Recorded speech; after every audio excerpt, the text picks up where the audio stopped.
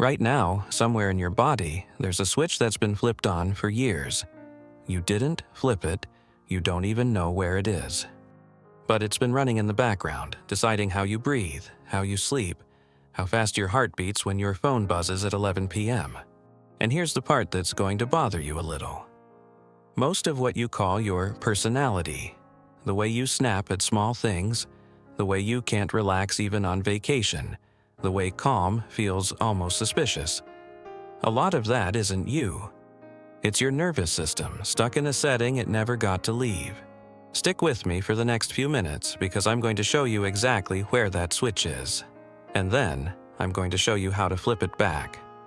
Not in a week, not after 6 months of therapy homework, in about 60 seconds, using a tool your body has already built and is just waiting for you to use correctly. Let's start with why you are wired this way in the first place. Picture a woman named Elena. Successful, organized, the kind of person whose calendar has color codes. From the outside, she looks like she has it together. But most nights she lies in bed with her jaw clenched, replaying a 2-minute conversation from a meeting 8 hours earlier, wondering if she said the wrong thing.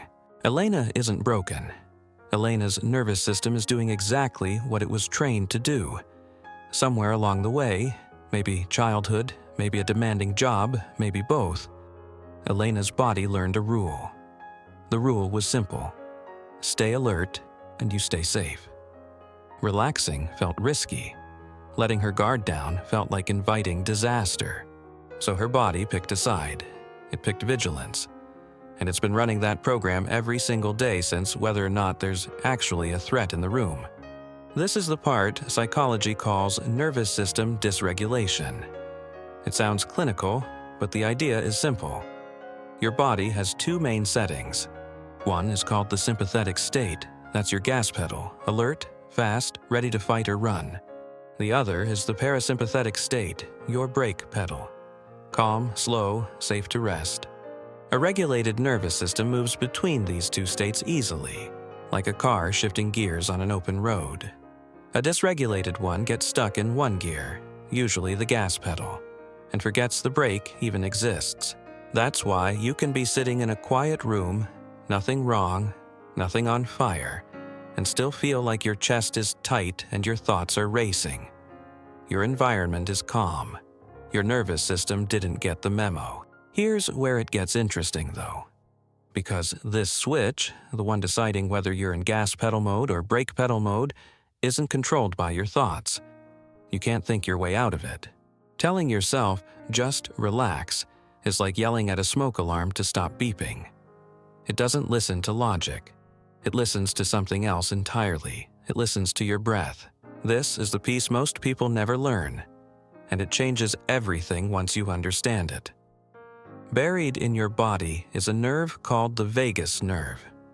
It runs from your brainstem down through your neck, your chest, and into your gut.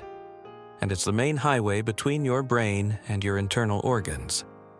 It's the physical wire connecting "I feel unsafe" to "my heart is racing." And it's also the wire that can carry the opposite message, "I am safe," back up to the brain. Here's the key detail. The vagus nerve is directly linked to your exhale. Every time you breathe out slowly, especially a long, extended exhale, it sends a signal up that nerve to your brainstem that essentially says, "The danger has passed. You can stand down." Your brain doesn't argue with this. It doesn't ask for evidence. It just believes the exhale, and it starts dialing your body back toward calm. This is not a metaphor. This is measurable. Researchers at Stanford studied a specific breathing pattern and found that just a few minutes of it lowered physiological stress and improved mood more effectively than plain meditation or mindless breathing.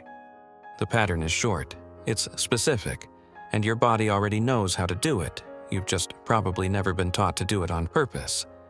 It's called the physiological sigh. Here's exactly how it works, so you can use it the second this video ends. Step 1. Inhale through your nose. Not a huge breath, just a normal one. Step 2, and this is the part almost nobody does naturally. At the top of that inhale, right when your lungs feel full, take a second, smaller sip of air on top of it. A quick second inhale, right through the nose, stacked on the first. Step 3. Now exhale. Slowly. Through your mouth. Longer than feels necessary. Let it drain out until there's nothing left. That's one cycle. Inhale. A second, small inhale stacked on top. Then a long, slow exhale. Do this 2 or 3 times, and you've completed your 60 seconds. Here's why the double inhale matters so much. That second little sip of air reinflates tiny sacs in your lungs called alveoli that tend to collapse under stress, which lets you release even more carbon dioxide on the exhale that follows. And it's that long exhale, the release, that does the real work on your vagus nerve. It's not the breathing in that calms you down, it's the letting go. Say that back to yourself for a second, because it matters far beyond breathing. It's not the breathing in that calms you down, it's the letting go. Now, I want to be honest with you about something, because a lot of self-help content oversells this kind of thing, and I don't want to be one more voice doing that. 60 seconds of physiological sighing will not undo years of a nervous system trained toward vigilance. It won't rewrite your childhood. It won't fix a toxic job or a relationship that keeps you on edge. What it does is smaller and also more useful than people expect. It interrupts the spiral in the moment it's happening.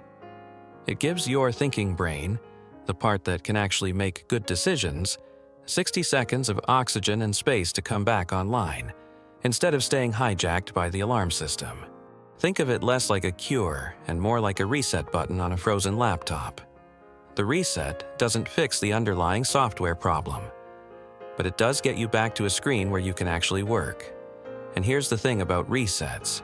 They add up. Elena, the woman from earlier, didn't fix her nervous system by doing this once.